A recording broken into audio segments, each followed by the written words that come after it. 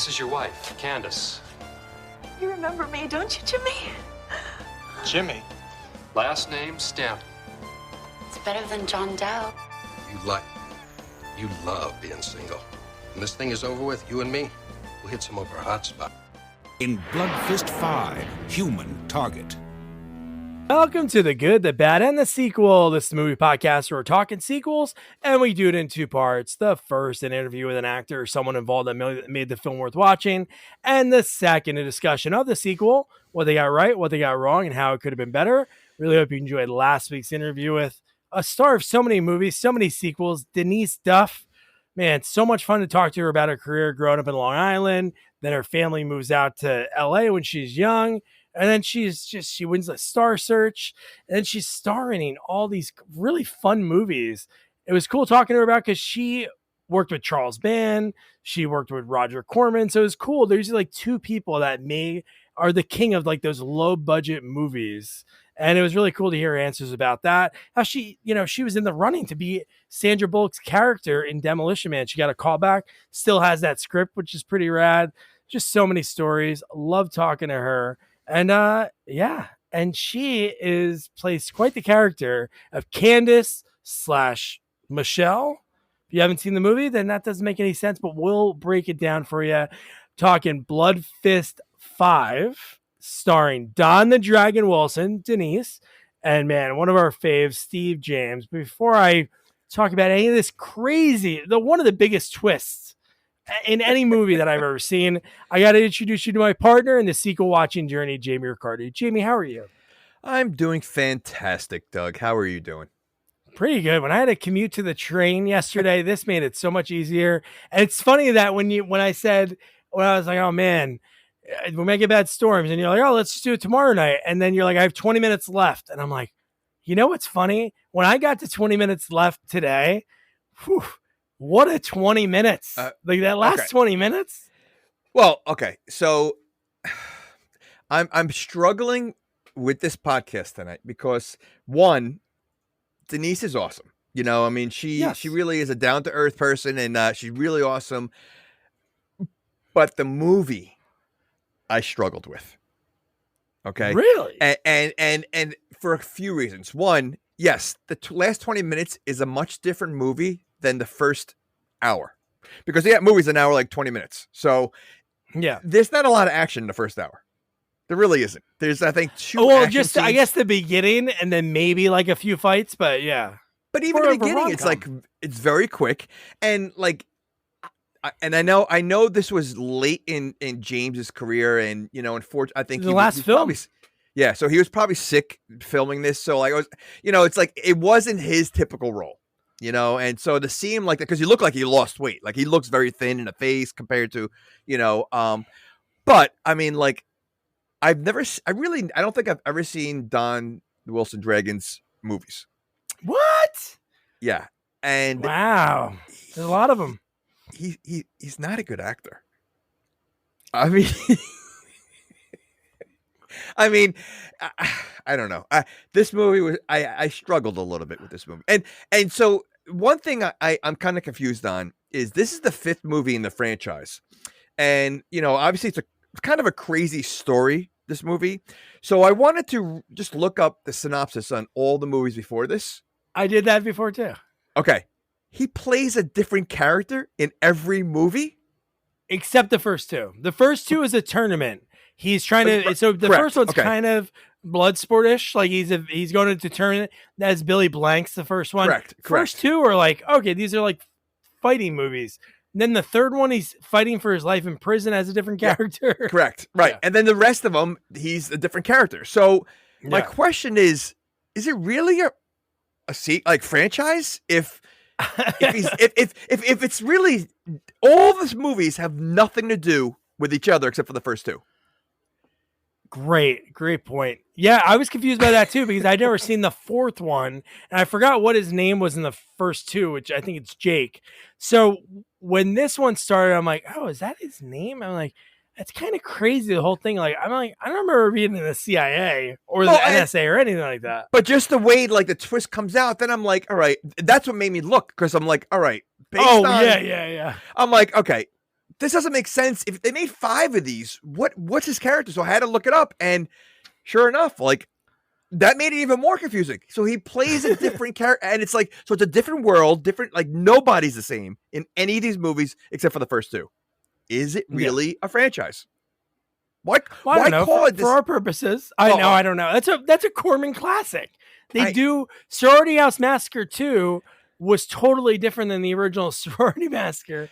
It's like not even the same thing at all. Yeah, but it doesn't have to be, because it is, again, it's a same thing. It's a massacre with the, sorority girls. So that's different. I mean, listen, all the, outside, I mean, a lot of these movies could be like that because it has the same storyline, but these movies, no actors are the same and completely different storylines.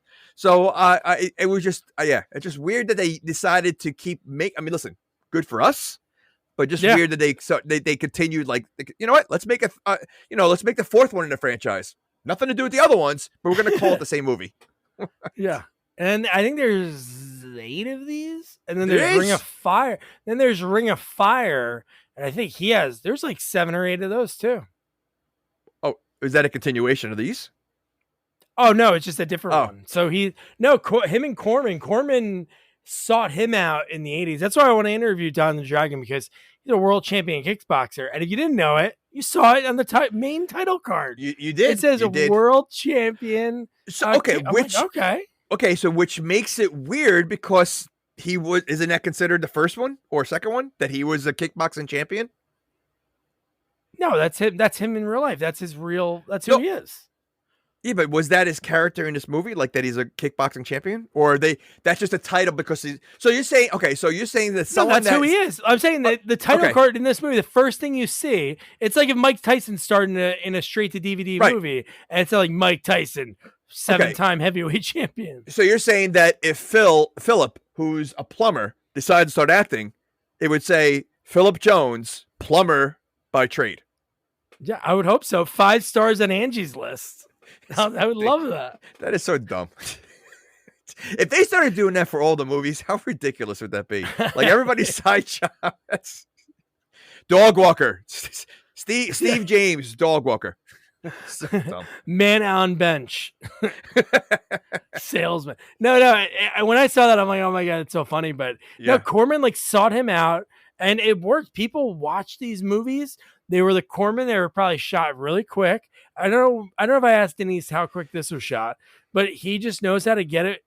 2-3 takes, boom, we're on to the next scene. And you saw a familiar face in this movie, right? Another one? Yeah. Karate Kid 2. That's pretty neat to see him. That's Chosen. Oh, yeah. I mean, Chosen. But he didn't even do much karate in this movie. No, he had his butt kicked for the most part. He did. And I was hoping to see that one guy that's in every movie. And he wasn't in Brian James. Is that his name? The one that's in, he's like Australian. No. No, the one that's in Lethal Weapon. Al Jeong. No, he's not. Yes. Or Al Jeong. Yeah. No, I know he's not in it, but I'm saying considering they had like they had like the Odd Job guy that looked like Odd Job from James Bond, the main henchman. Oh my God. Yeah, like he was Odd Job. I mean, like so ridiculous. And it's funny. I mean, the sound effects of every punch in this movie. There was backbreaking. Every punch was everything. Yet no one has a mark in their face. There wasn't one bruise throughout the whole movie. Not one bruise. Oh, and how about Don got shot in the head? And there's nothing. There's nothing. But listen. He gets stomped on later on. I mean, no bruises. No bruises. Well, he's barely getting kicked. If you notice, the guy was barely moving his leg. And what's also funny is he must have hands of steel, because it seems that everybody he punches, they get knocked down in one punch. Yeah. And oh man, these bad guys, they do the typical let's all attack at one time, even though we're surrounding them by 6 of us to one Don the Dragon Wilson. Let's all attack one at a time. When did that start? When was that? When did that trope start? Was that only in martial arts movies, or did they do that in like old Bronson movies or like Clint Eastwood? Was it always like, hey, we got him surrounded, you go first? And it's always not the main It's like the main henchman for the boss. He's always like, "You get him now, you get him now, you get him." And then he wants to tire out the good guy, so he figures send everybody out there, and then it makes him look better when he has the longer fight at the end, because in reality he's been tired from fighting 5 other guys before him. You're right. It's like opening up a pickle jar. You get somebody else to try first, and then you did the last one like, "Hey, look how easy that was." So good. But so let's get started with this movie. Obviously, like it's so funny, like we're sitting here joking about a lot of the things, but like these movies are like intently made to be like this. Like this movie, when it was made, just like Corman does, just like Charles Band does, they think like, what's in right now? So right now, what's 1994, that era, what movie was like one of the biggest movies on the planet? Pretty Woman. What is this movie? It has a Pretty Woman-like character in this movie, because that's who Denise is playing, a prostitute. And the twist of the characters is something I've never seen. Like, we've seen movies before, obviously, like the M. Night Shyamalan twists, like in Sixth Sense. Like, okay, Bruce Willis. Spoiler alert, he's dead the whole movie. This movie, I've never seen so many people have twists, right? Have you ever seen a movie like that? Even Wild Things had so many characters at the end, like with Bill Murray and Kevin Bacon sort of working together, and like Nev Campbell. But like this one was just like, to me, it blew my mind. Like, really, the last 10 minutes, I was like picking my brain off the floor, because I'm like, this makes 0 sense. Like, why? We'll get into that. The entire movie makes no sense. I mean, it really doesn't. And I mean, in a way, I'm kind of glad that there was some kind of twist like that, because, I mean, the third billing in this movie is James. Oh, dude. His first scene was like 5 minutes. I'm like, really? He's third billing and he's only in the movie 5 minutes? Like, so I'm glad, like, he came back. But, listen, this movie is silly. I mean, the storyline, I mean, we'll dive into it, but like, this movie does not make sense at all. I mean, even Denise's character as a hooker, she basically drops her career, like all of a sudden. A career? Well, you don't. Being a hooker is not a career. I guess so, right? You can't put it on a resume. Why not? What if you interviewed somebody for a job and they were like, so I see you worked at CVS and then you did sales for Avon, and then you have this thing. You're on the corner of 7th and Park. Okay, so you're telling me a pimp can't put it on a resume that he was like a manager? It's a manager, yeah. So I mean, he's applying to CVS as a manager role. Do you have any experience managing? Well, yeah, I had a couple of hookers underneath my belt that we used to manage, and I mean, and then I took the belt off and they got out of line, So if you 15-minute breaks, Brian, that's it. All right. I mean, I'm sure if you ask a hooker that's been doing it for a while, they'll say this is my career choice. Oh yeah, I'm sure they make a lot more than I do. So we talked about it a little bit. So we cut right in the beginning of the movie. Don the Dragon is getting chased like right away, like right off the bat. And then he's fighting, like you said, he fights the 6 guys. They do one-on-one instead of all at once. But how about when he's running away from a car? Okay. A few things. One, yes. How long does this take place compared, from when he's in the coma? Oh, what do you mean? He goes right into the coma after this. Right. Okay. So what year is it supposed to be that he has that long mullet that he's running around with? Because he had a long mullet. No, he had the mullet in the beginning. Yeah, right. That's what I'm saying. Like, so what year is that? If the movie took place in 1994, he's running around. I mean, that was a big mullet. I mean, he had, What are you saying? He didn't get the mullet afterwards. He came out of the. He went in the coma after the opening scene. I know, but that's my point. Like, after the coma, I'm assuming it takes place in the 90s, but he's wearing a mullet. Like, is it taking place in the 80s? Like he. You. And I know what you mean. Wait, they gave him a haircut while he was in a coma? Yeah, they gave him a coma haircut. Well, he got shot in the head, but he had no scars. They couldn't buzz into his head to show like a line to show where the bullet grazed him. I guess. But again, there was no bloody faces at all in this movie. So I mean, they probably didn't have a budget for the makeup. But do they do that? Like if someone's in a coma, I can see if they're in a coma for like 10 years. I mean, you don't want to look like Rip Van Winkle, with his long beard but it wasn't in a coma that long. Why did they give him a haircut? I don't know. Maybe like the local community college, like beautician school, comes in and they practice on the coma patients. Okay. All right. That'd be a nice program. Some people donate kidneys, others donate hair. So you're saying like someone could wake up with a mohawk? Oh, mohawk, nails done, pedicure, yeah. Oh, okay. So if they're not going to be confused as it is because they have no memory, they're really going to get confused when they look in the mirror. Yeah, that'd be pretty funny. Oh my god! But no, the fact that like he's outrunning the car, Chosen's chasing him, and Chosen's like number 2. He jumps a fence, he's outrunning, and you're like, oh my god! And then, dude, that stuntman. That was crazy. The fact that the door opens, hits the stuntman, he falls on the ground. You're like, oh my god! And then he's running away, and then he gets shot into the water. Okay, the running in this movie, throughout the movie, is very slow motion. Oh, there's a lot of slow. Well, this is the '90s slow motion trend. Even big budget action movies did it. But they didn't show it in slow motion. So there's literally a scene later on in the movie when he's being chased. Literally looks like the guy's like he just ran a marathon. On the roof. And he just ran a marathon, and he's like on the last mile, and he has nothing left. That's what he looked like when he was chasing him. Like that's how slow he was running. It was almost like, okay, Todd, take 7. And he's like, 7 takes of me running. And he just like, and that was the only one that worked, I guess, or something. But yeah. That's the scene I thought of. I wrote that down.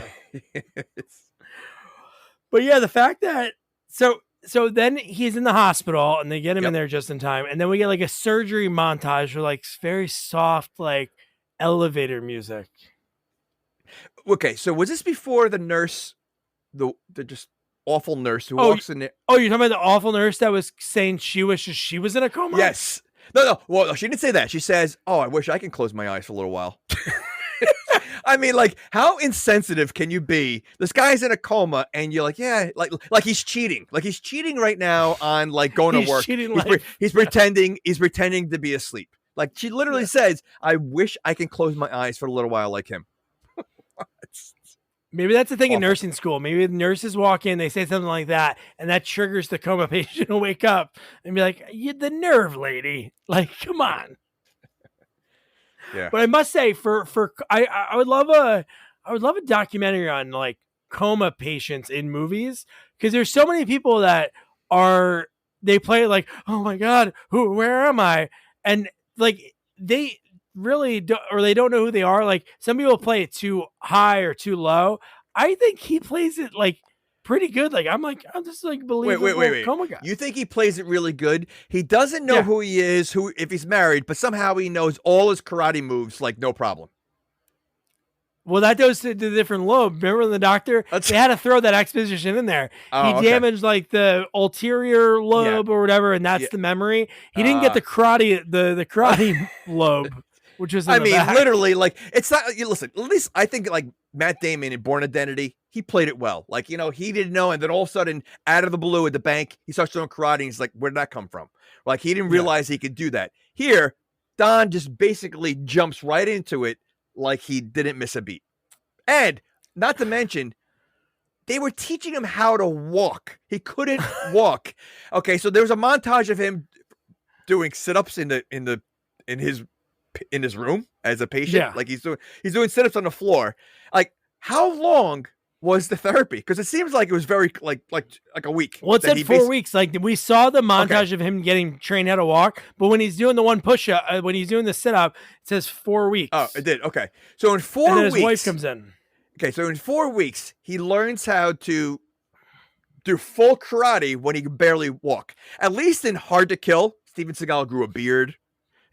Yeah. All right, like I mean, and he really, and he fell down a few times trying to, get. So at least like he did. He also did it right, of not knowing what he's doing. Dana Wilson, I mean, he recovered pretty fast. He did. By the way, I just called him Don. I just called him Don the Wilson. Don the Wilson. That's good. It's Hard to Kill. Like, I love that movie, but the scene of him escaping the hospital with a broomstick is still like insane. It's amazing. But that's, listen, I will respect that more than Don the Wilson doing flips and kicks 4 weeks after barely able to walk. Yeah. At least Seagal couldn't even sit up. He's using a broomstick to push elevator buttons. Yeah. And to steer his bed throughout the hallways. Yeah. Like, how heavy are those beds that this broomstick's going to steer it all the way down? I know. Those things are heavy. They're hard to move. Can we talk about Hard to Kill? No. But I might watch that tonight. That's a good one. But so this is what he's doing, the sit up. 4 weeks later, we see it on the bottom of the screen to let us know. And hey, we have a surprise for you. And it's Denise. She shows up. She's this is the craziest part. And I wonder if they would really do this. I would think they would give the amnesia patient, like, I don't know, like a day or two to acclimate to finding out this wild news that you're married.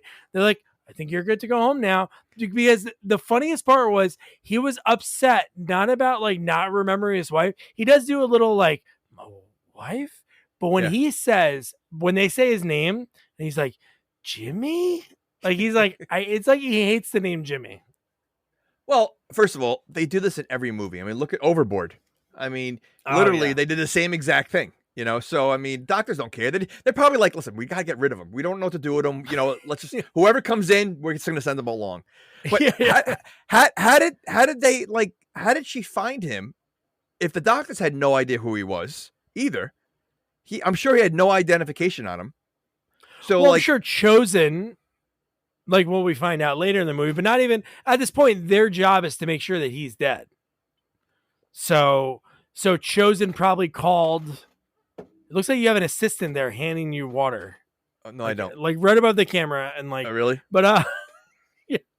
But no, Chosen probably they didn't find the body maybe, which they didn't show that scene. They probably call local hospitals. Hey, we got a guy here that doesn't know who he is. Or because based on the movie, Chosen brought him to the hospital. Oh, well.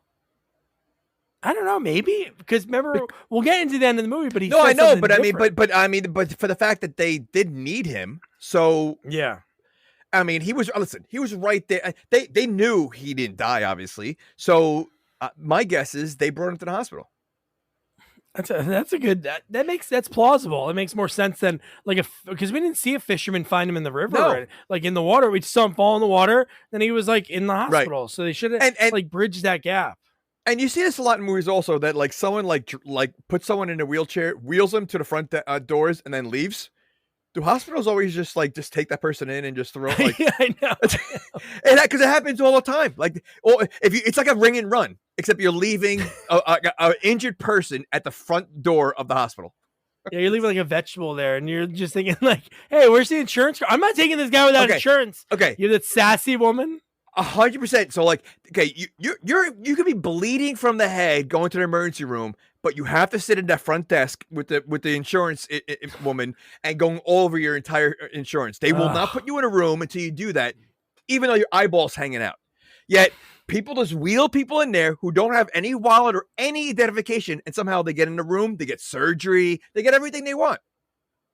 That's the way to do it. If you really want to get in there, just get someone to frantically drop you off in a wheelchair and then just like pretend you're sleeping and then boom, you get right in. You get the doctor walks in, they're like, "Oh my God, are you okay?" And you're like, "Oh man, what a day. I got a splinter and I need you to take it out." Like the most like minuscule thing that you could do at home, and like, oh man, the doctor's got to help you, right? They can't walk out. But so then they get to the car, and I love that the car is something like it's so different, I guess, what he thinks in his mind, like what his personality should be. And it's like obviously a Pitmobile, so that's what it looks like, and it has like it's very like Cheech Marin or like Larry's Hankins car in Plane, Trains, and Automobiles. So they get to the car, and like those guys are waiting. Chosen and the other guy are waiting, and then in seconds, the first like semi twist, it's like she's like, "Oh, I'm not." She goes, "Where's my $500?" Like, why is oh that? my God. Why was that a twist? Oh, that she was a hooker. Because I thought it was his wife. So his wife can't be a hooker. She can be, but you know, but your wife can't sell you out. Because my wife picked me up from the hospital. 2 guys come up and she's like, "Oh, you're gonna pay me $1,000? I got him out." Oh, I thought she was like she slept with Chosen and she was asking for $500. You owe me $500 from 3 nights ago. And again, coincidence that Chosen's right there after he drops him off the night a week later before. I mean, 4 weeks. Makes sense now. It makes sense now. Like it did. Then I just thought like they were following the wife, so they knew who his wife was. And then as soon as she showed up, oh boom! And then when they say that, I'm like, kind of fishy. Like, how would they know? Yeah, I don't know. And okay, so if she sold him out, I mean, she does that a few times, but so he just like falls for it again, like that their relationship to me moved way too fast for barely knowing each other. Because it's not even that it moved fast. That when we at the very end, that was like to me made no sense because there was parts of this movie he wanted to leave her, and then the other time. He brought her a $5,100 bracelet out of nowhere. Why was he dragging her along in the first place? I mean, that made no. And you see again another trope you see in movies all the time. They always drag someone along that basically slows them down. Like there's no reason to do that. And why do all the henchmen wear suits? From Chosen to Oddjob, they all wear suits the entire movie, and I don't understand. And again, you see this a lot in movies, like even the dragon wears a suit most of the movie. It's hard. I can't even move. Like when I get to a wedding, it's hard to dance with a suit on. I can't wait to take the jacket off, like so I can move better. Right? How can you fight with a suit on? I would have my guys in like basketball shorts and like getting tees or something. Like absolutely comfortable. Absolutely. It just doesn't make sense. If we're bad guys one day, that's how we're gonna put out our letters. Remember we covered Death Wish 3? We talked about like how do they get all these henchmen to show up? We would get all our henchmen because we would offer like healthcare day 1, and you guys can wear the most comfortable clothes. Well, you can say we have dress down, dress down during the week. Dress down Tuesday and Thursdays. Mm-hmm. I mean, but really, like, I mean, even like Tom Cruise is always running in a suit. Like he's always, he runs in every movie. He's always in a suit. Why? Like, why do you have to dress nice? Wear sneakers. At least wear sneakers. Yeah, or have a rip-away suit. Like James Bond's would be great if he wore like the suit, and then as soon as he's about to fight, he's like, "Whoa, give me a second," and then he's wearing like some comfortable. Well, I mean, you're really gonna wear you're telling me to wear clothes underneath the suit? Yeah, something that's light. You'd be walking around like the kid in Christmas Story, like you couldn't move because you have so much. You have so many layers on. You think that's the easy thing? I thought you meant like have like the basketball pants, like you rip the pants off. Oh, with the little zipper. Hold on. Oddjob ripping off one and the other. Oh man. Oh my god. How the hell was that a trend? The pants with the zipper to determine the shorts. Just have a pair of pants and a pair of shorts. Yeah.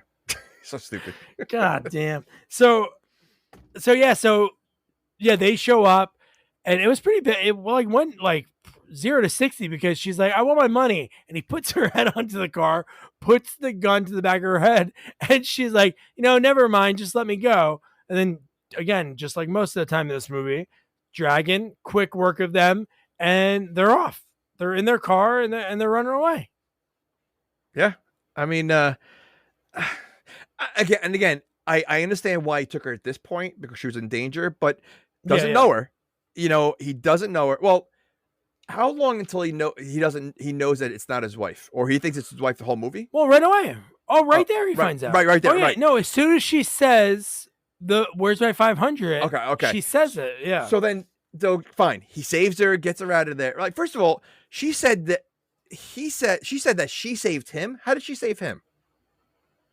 Because she had the car? Because she got him out of the hospital, I guess, before they would have went in and killed him or something. That didn't make sense. Yeah, she said that a few times in this movie. She does. She goes, "I saved you a few times," and I'm like, "Yeah, I don't know where that was, but he should have. The minute like they escaped from there, he should have said, 'All right, go on your way, and I'll go on my way.'" Yeah, okay. Like Howard Stern when they used to have he'd be like, how much would it cost to do whatever? Like, really, for you, like, say you're in your 20s, you're hard for money. Like, what would somebody have to pay you to be like, okay, there's this girl, a lady in the hospital, she has amnesia. We did some Photoshop photos. We got some stories you could tell, and you got to get her out of there. Could you imagine, like, $500? And we're talking about the 90s, so it's really not a lot of money. It's not that much. No. But I mean, how are they good looking? Are they ugly? I mean, if the person's ugly, it's a little bit more money. Oh, so you're thinking this is gonna be a long-term relationship? Well, if they have I'm thinking that amnesia, just they're not to get going in to the know. parking lot. Yeah, but if they have amnesia, we could pull overboard, and take. So I mean, it depends. Could you imagine that? Like, if there's someone out there, with somebody listening, and they're like, "Oh my god, I can't let my wife listen to this episode. It might trigger something. We've been together 30 years, and she doesn't even know who she is." Well, that's got to be so strange, though, right? I mean, people with amnesia, it just, I get it. People with dementia, they really just don't have a clue what anything was going on, unfortunately. But in amnesia, you're just acting the same. You just have no memory. So that's got to be very bizarre. But then if you don't remember who you are or, who you're married to, how do you know how to speak English? How do you know how to brush your teeth? How do you know, shouldn't your memory be gone for everything? I would think so, unless that frontal lobe is just for remembering people's names and not how to your fine motor skills, because I would think they would be gone too. Yeah, but I mean everything. It's bizarre. Like I mean, it's a serious question. Like I wonder what not the rules, but when someone gets amnesia, what is affected and why other things are not. Yeah, now, always in movies, because I've never known anyone with amnesia. Listeners, if you had @sequels only, shoot me a message on Twitter, or you can even. Well, they're only going to forget anyway. Sequels only. But you're right. In movies, they never have them forget how to do things. The only time they ever have somebody forget is Alzheimer's. They'll have people not be able to do something because they forget. Correct. But never with amnesia. Only names or places or memories. But it's never like, I forgot how to open a door. Do I kick it? A memory should be everything. Whatever you remember how to do, drive a car. You should not know how to drive a car. Yeah. Yet. I mean, seriously. I mean, it could go. You could go down forever and name 1,000 things that they should not know how to do. Yet they know how to do everything, but the person they've been living with for 30 years. Yeah. Oh my god, man. So so then Candace, in this part, this is where they go to Steve James, right? They go to Steve James. They go to see Marcus the pimp. And I love when the cop's next to her and he goes, pull over, we got to talk to him. And at this point, you're like, it goes with the character that you're building, because she's a hooker, and she's like, yeah, I don't know about that. I got a pound of coke in the trunk. And she does a sharp turn. And you're like, oh my God. She's nuts in this movie. First of all, she has tons of one-liners throughout the whole movie. Oh yeah. And she's just absolutely nuts.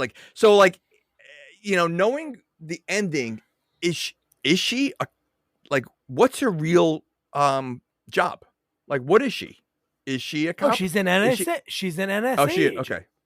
Yeah. Oh, spoiler alert. Yes, she's an NSA. Okay. Who watched Pretty Woman and My Cousin Vinny over and over and over again, because that's the character that she's playing in this movie. And Don the Dragon didn't have memory of those movies, so he doesn't know that that's who she. Okay, so then why would she say that she has coke in the car? So they don't pull over. So they don't find. If they got her. Maybe they didn't go do a good cover, and she doesn't have a fake ID that says Candace. She probably say it off. Or she really has coke in the car. Maybe she does. The NSA likes to party, man. NSA, no strings attached. And she's a hooker. But so I love Steve James because, like you said, obviously this movie, he passed away before it even came out. And Corman movies come out within 6 months. So So yeah, I wonder if he knew. I have no idea how that all worked. But anyway, so we meet him. He has the earring, and it's so great. In the end of the movie, we get like he does a little Jackson at the end of the movie from American Ninja. I was waiting for him to take the line. He did, but I thought he was going to take a shirt off too, because he does that in every movie. I know. He does, but he was probably he's probably a little, deflated because of being sick and everything else. So that's probably why he didn't do it. But that's every movie he does that. I mean, he did it in I'm Going to Get You, Sucker. He did the same thing. I mean, he does it in every movie because he's huge. But yeah, I mean, listen, he's awesome, and really it was a shame. But he definitely did not look the same. Like he definitely looked thinner and everything else. For his last movie, I was, what, he wasn't himself. Yeah, but it was cool to see him play someone. I think you're like a straight monitor. Your camera moves. I see the top of your. Oh, geez. Yeah. You're good. That's weird. No. Wait. Okay, that's weird. There you go. Is it still? But I think you're good now. You look great. But I think it's always cool to see people play different characters. So this is like a totally different character. You're gonna think like a year or two before this, Weekend at Bernie's 2, totally different character that he's plays. So he's like playing this pimp, and he at one point he's kind of a dick, and then he's like a pimp with a heart of gold because she was like, come on, let's help him out. And he's like, okay, what do you need? A place to stay? And he's like, okay, let me make a call. And you're like, but then you get that line that I love in so many movies. Like so many movies like this, when there's like somebody on the run and somebody slips and says something they shouldn't, when he goes, oh yeah, I can't believe those guys found you in the garage. We didn't tell him that there was anybody in the garage. Always. They always mess up. Yeah. But you know what? Again, talking about him, I thought he's a good actor. I mean, if for most of his parts, I mean, he obviously plays, the tough guy, and he's, but like this was a different range for him, and both roles that he played, I thought he did a good job. Like if you didn't know him as American Ninja and all those movies, I would think he was like, you know what, he's a good actor. So I think he did a good job. No, he's great. Like all the roles that he played, even like small little bit parts, like when he's in Weird Science. At the jazz club, he has 3 lines, and they're so it doesn't good, make a difference. He's such a presence, Yeah. But I did write down. I'm like, he's got third billing, and he's dead already. Like I was so mad. I was really like, I'm like, dude, I couldn't wait to see him in a movie, and he was gone within literally 5 minutes. And the fact that those guys came up so quick, because once he yoked him up, like Marcus threw Don the Dragon against the wall, and then because they heard the car pull up and they saw the guys run, it was like nobody's that fast. They were in the apartment in no time, and then he shoots them, and you're like, when we go to the end of the movie, like, does that make sense? What does that really do? Were they using blanks the whole movie? I think so. Well, they didn't use a blank, but they shot him in the head. But that's the thing. I mean, like, I mean, from that point on, I mean, obviously I guess they were trying to kill. I don't know if they were trying to kill him at that point. Like, but the twist, where like the rest of the movie, they were like guiding him throughout the movie to, keep him alive and, to get the information from him. So it was like everything else staged, like from the beginning to like the end part, everything was staged. See, I think most of it was so the only question that I have is how about the guy that what was his name? He was on That 70s Show. He's like a million things. His buddy says, we're best friends, man. You're single. He goes, when we get out of this, when we get done with this, we'll go to a nice nightclub and all the girls will be all over us. How fast he changed his tune, though. Because he's like, you traitor. He kept calling him a traitor. He like, and then after he goes, oh, you don't really remember? All right, yeah, we're best friends. Like he literally was ready to kill him, I think, or bring him to jail. And then a second later, he's like, nah, we're best friends. So now that makes sense in a way, but I don't know. Was Don Stark like a good guy, or was he a bad guy? Because it would have made me feel like I knew if we saw him at the end. But we don't see him again. I think all of those guys. We see those guys get shot. So do we? We also saw James get shot. No, I know. But so like, I think they're in on it too. I think the whole movie is basically setting the stage to lead them closer to get the nukes or whatever they were trying to get, the plutonium or whatever, and they had to go through the stages of each part to get him to that point to where he's going to deliver the suitcase and get it back. And so I think all this was planned. Like they had everybody was on the cover and everybody just planned it all. Wow, so it was like the game. It was pretty much the game before the game came out. It was. And listen, you know what? Now that I'm looking at it this way, very creative writing. If that's the case, very creative writing. Yeah, because I was thinking about that. I'm like, so, and that makes sense that you just said that he changed his tune so quick. Because in the moment, I just thought like, but now it totally makes sense. He was like, "Oh, this guy doesn't know anything." Well, so he could have been faking it. He could have said, "Yeah, I don't remember anything," but remembers everything. But for the fact that guy says, "Oh, he really doesn't remember." Well, yeah, when he calls the doctor, because he grabbed the phone. And he was like this. He was like, "Oh, really? Oh, yeah, thank you, doctor." And he's like, "You really don't remember." I mean, he really didn't do much to persuade anybody that he doesn't remember. I know.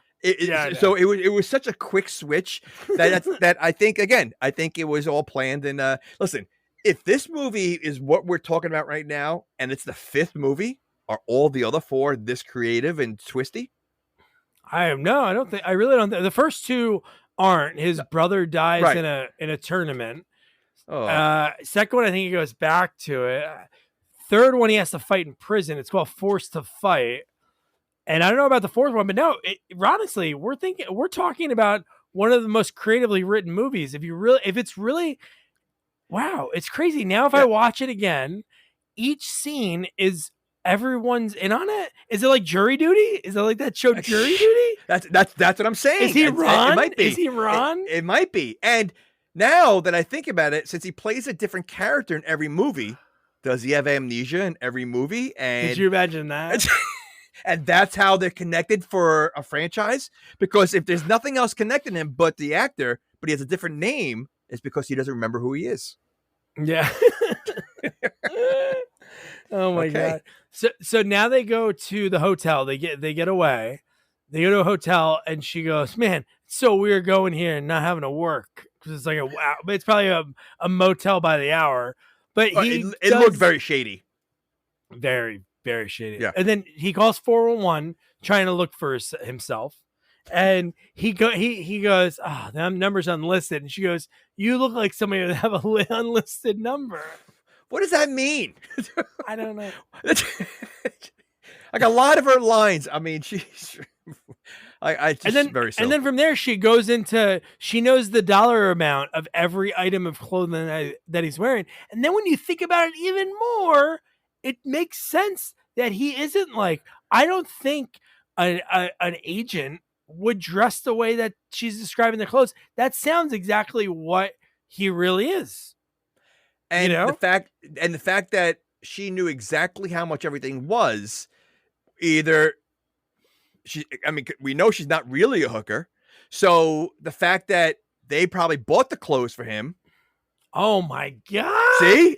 And that's why she knows. And she had the receipts, and she knows exactly how much everything cost. Because she cheated Price is Right. She knew everything. If she was really a hooker, then you know what? She has high-end, customers that wear those kind of clothes, and she would know how much it is. But she's not a hooker, so she knew exactly why, because she bought it all. You're right. Oh my God. She's like, "Oh, that belt, that alligator belt, $300. She's like going through each thing. That suit, $1,000. Yeah. So amazing. God, this is like, whoa.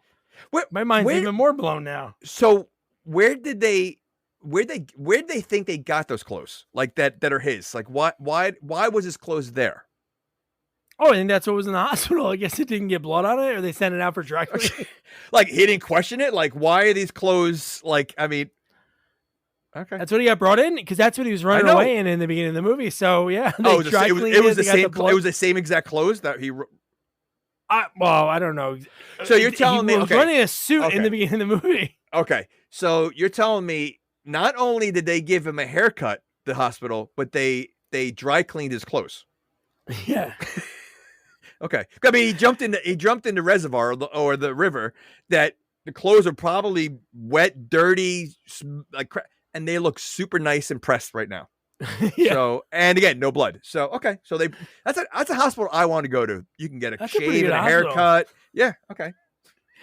I'm thinking about slipping in a coma next Tuesday. Get all set up, you know? I love the villain in this movie, that his thing, like villains always have quirks in movies. This guy is obsessed with flowers, and he's a florist. And his thing in the dude, I've never laughed so hard. Like we've seen in movies like in Beverly Hills Cop, what are they doing? Shipping the Coke in coffee cans, right? Yep. Coffee. Is that Beverly Hills Cop? Beans. It wasn't a coffee beans. Oh, and coffee beans. Yeah. Yep. So in this one, he's shipping whole guns. Not like you'd sell half a gun, but it was like a full big. It was like a big gun in like a potted plant with no dirt in it. When the pot broke when he kicked it, it was just a gun fell out. Yeah, I mean, I don't think they thought it through. But yeah, that's a little ridiculous. Unless they put like maybe a flower at the end of the gun, so it looks like it's part of the flower. Oh my god! But this scene, familiar faces in the ring shopping scene. Where two of them? Okay, yeah, but okay, the guy from Mad TV, Michael McDonald. Yeah. Where? Like, I don't think I've ever seen him in a movie. I mean, he was in a. Oh, dude, he's in. Austin Powers. Stop. Oh, okay. That's him. Okay, that would make sense then for being an Austin Halloween Powers Kills. movie. If you're him. Yeah. Oh, he was in Halloween Kills. I don't know if I saw that. Yeah, one. he's him and his boyfriend. They're Big John and Little John. Such a funny scene. Little John, you okay? Big John, are you okay? He did not fit. I mean, for this kind of movie, he did not fit because all I was thinking of Mad TV when I saw him. Like it just didn't. Stuart? I don't know. Yeah, Let me do it. He's so funny. He's great in so much. Like, I haven't seen him in stuff lately, but I feel like he shows up on like a Curb. He's in like, but even in this, his role is to me ridiculous because he's like, oh, Mr. Because he says his name. So wait, so is he a plant? Yes, because he would know that this guy really doesn't have a wife. Oh Correct. My god! They listen at this point. Every scene he's in, except for when he's exchanging the suitcase, everybody's in on it. Oh my god! So listeners, they have to be. Just we have to say it now because we're like pussyfooting around it. But at the end of the movie, Don the Dragon Wilson is actually not in the NSA, which we're going to talk about. That they reveal that he is in. He's actually like a Chinese operative. He's a bad guy, and Steve James, Candace, Denise Duff, they're NSA. And throughout this whole movie, there's so many people that refer to him as his NSA cover, but it's not real.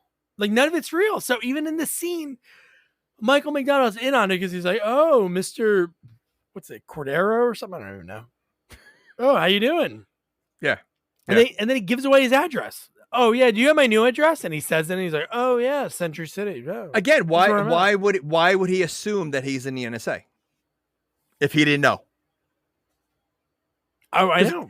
If he's not really in it, he shouldn't assume it. So, like I said, I'm assuming outside of the guy that has the plutonium, it is plutonium they're going after, right?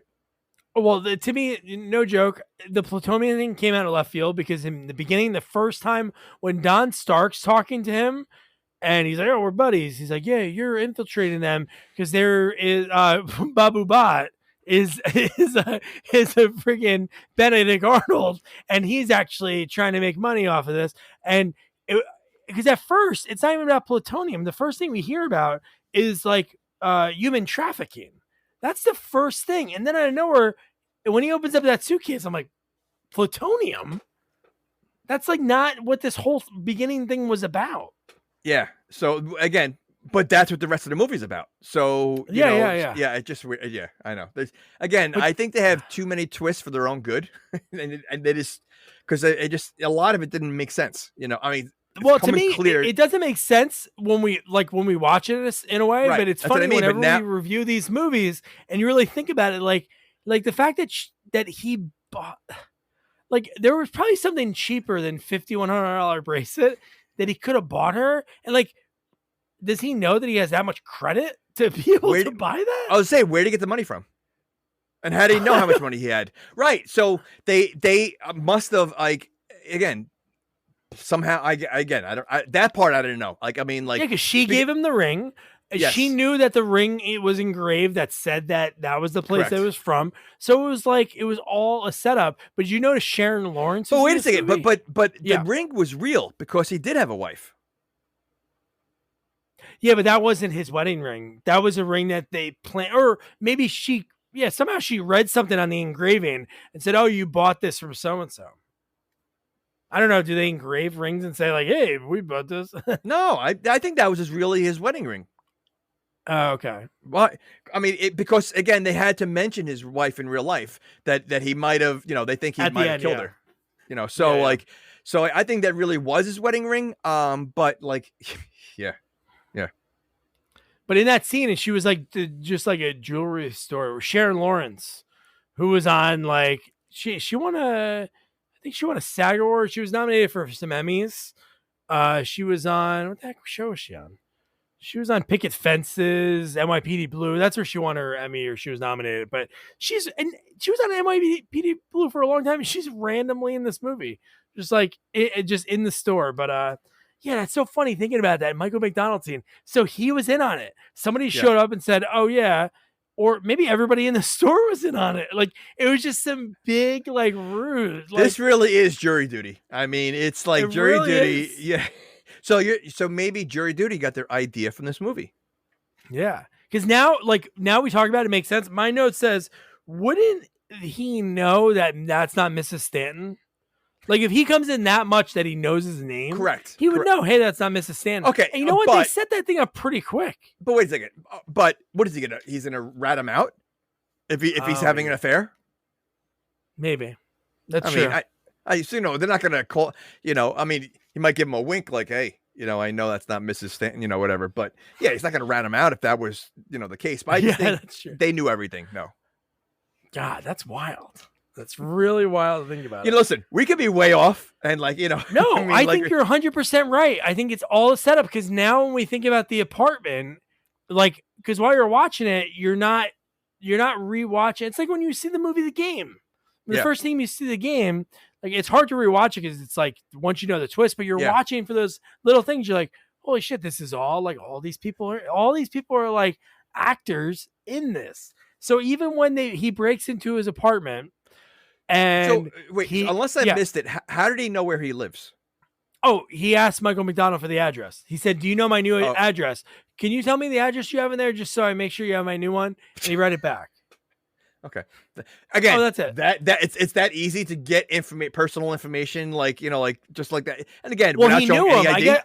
I know, but he knew him. He called him out. He goes, "Oh, Mr. Stanton." Okay. All right. So that's how that worked. But man, and then he goes in there. He has the passports with the multiple names. So there's one like Michael and one with another name. So he's trying to figure out, like, why do I have these? Like, he's so confused. And here's this is when they catch him, right? Right away. This is when the agents. Oh no! I'm sorry. No, the elevator scene. It's the elevator scene, and then I was gonna say they blew up the door, but that was later on. So yeah, this is the elevator scene which happens every single time when the bad guy tries to get in there, the door is shut just in time. Oh, now, honey, I know how my wallet. Off. But I mean, like when he opens it later on, and the guy's right there, like so many people, when I'm in an elevator, I try to close it because I don't want to wait anymore, and they somehow are always getting their hand in there, and they're always able to open it. Bad guys never could time it right. I know. But the worst is like, oh yeah, we have to go back up. And those guys, because he saw the gun after the lady dropped something. So that's when he like said like, oh honey, I forgot my wallet. But the best was that when you saw that when they called, as soon as they got off the elevator, they called to a guy. A guy said, let's go. You saw all these guys come out of a van. They're on the first floor. Okay. I don't know what a floor Dragon's apartment was, but the fact that they opened the elevator door and the guys are there, like all of the NSA or whoever's waiting for them is there ready to take him down. Yeah. And again, they all attack him one at a time. Until the roof. Once they get to the roof, there's only so far they can go. Well, because only one guy was in shape to jog the whole time, so that's why. But again, even when he's fighting now, these are security. This is like the NSA, whatever, and they all get knocked out with one punch, like one punch, always. Like, is it? I mean, unless you're like, yes, Mike Tyson's punching you, it's very possible you can knock that one punch. But not for nothing, he's a small guy. He's not really that big, but somehow he's able to punch really hard to knock everybody out. Everybody, one punch. That's what he does. And he takes everyone out. Everyone. No good fight. Even the end fight, I wish it was shot better. It was shot good in the beginning, and then they did like this POV thing. Yeah. That was probably like a trend at the time. I was going to say the camera was like the best part because you can just see like everything from the point of view of the kicks and everything. Yeah. But even when he's fighting Oddjob, like Oddjob was a stocky guy. His punches didn't do anything to when he was landing a bunch of them. And not for nothing for Oddjob, he did an impressive spinning kick for a fat little guy. He did. But the dragon punches him and knocks him out. Like, yeah. But the other punches don't land. It's just like ridiculous. He's got hands of steel. Yeah. And Oddjob has really small arms because the one punch that he does, it was like,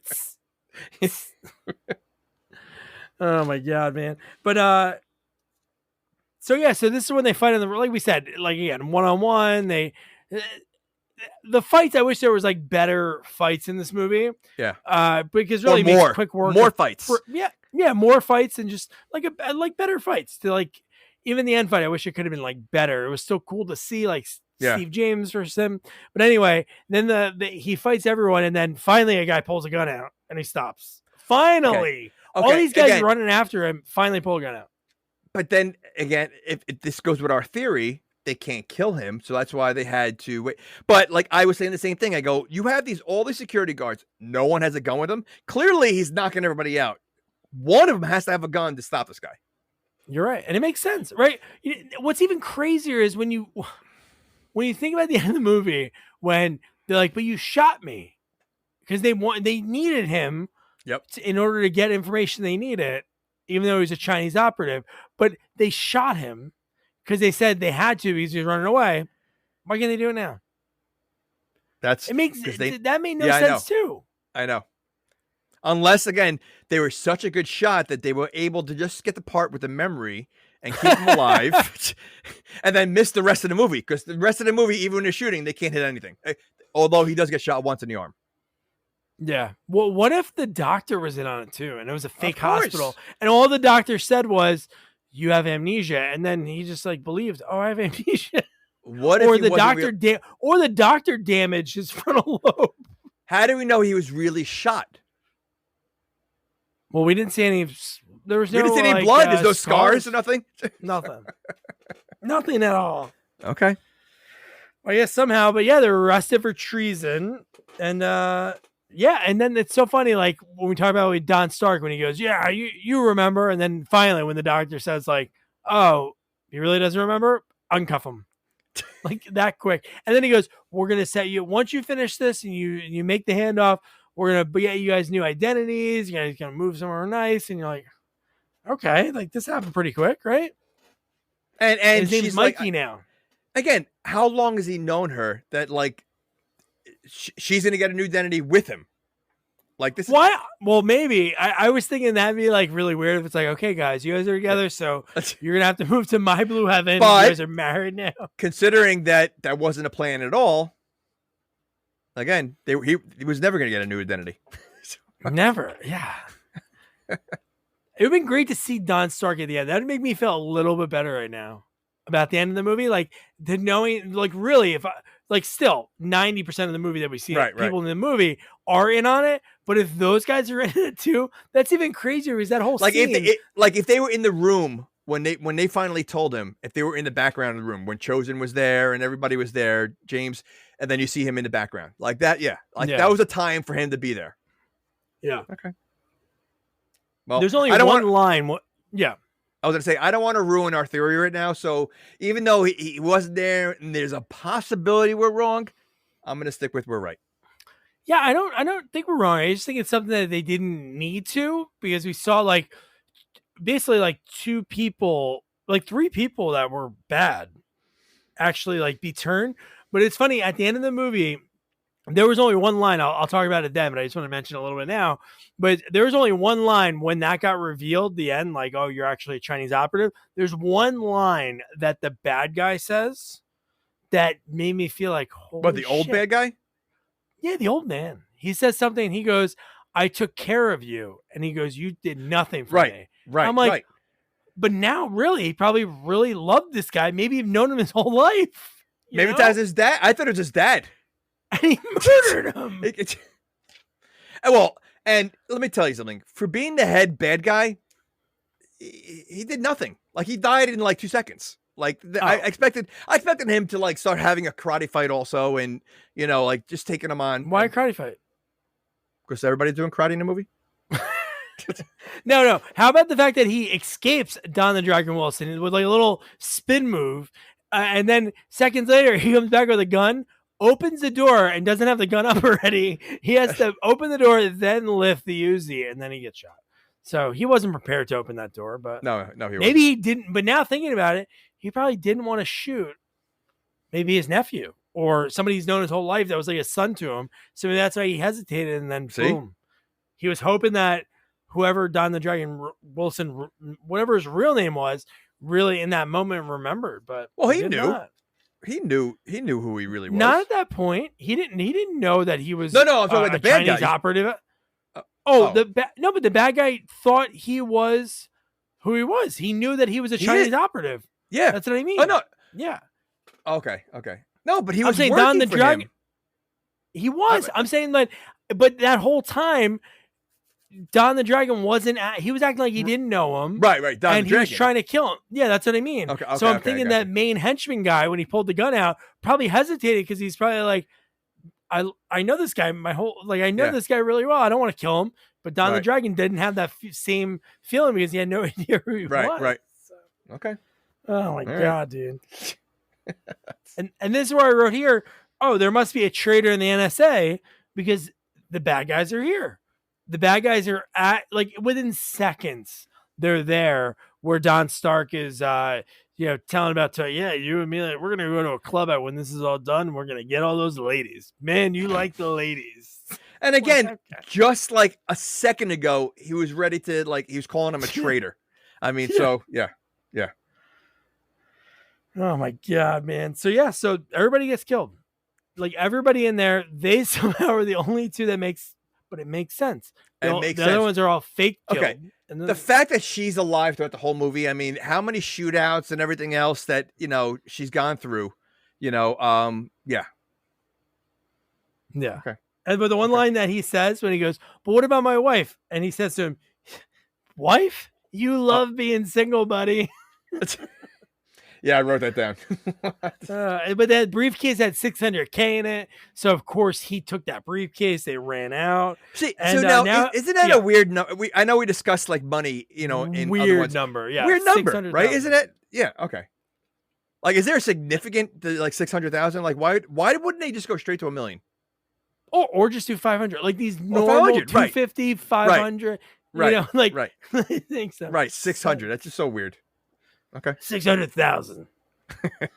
But yeah, so Michael Wilkes is his name, and he calls. So this was even crazier. If they told, so this is the only part that sort of does make sense to me. So if they set him up to pretend to be an agent, right?